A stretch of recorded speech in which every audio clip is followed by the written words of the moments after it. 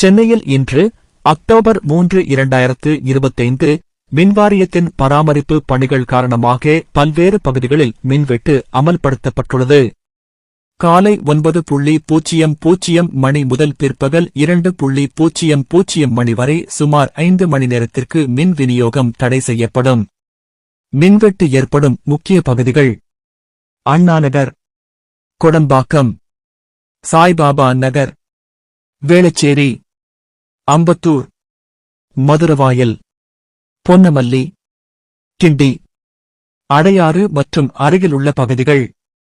மின்வாரியம் வெளியிட்ட அறிவிப்பில் பராமரிப்பு பணிகள் முடிந்தவுடன் மின்சாரம் உடனடியாக வழங்கப்படும் என்றும் பொதுமக்கள் அவசர தேவைகளுக்காக முன்னெச்சரிக்கை ஏற்பாடுகளை செய்து கொள்ளுமாறு கேட்டுக் கொள்ளப்பட்டுள்ளது. மின்வெட்டு நேரம் காலை 9 மணி, பிற்பகல் 2 மணி. காரணம்: பராமரிப்பு மற்றும் மேம்பாட்டு பணிகள்.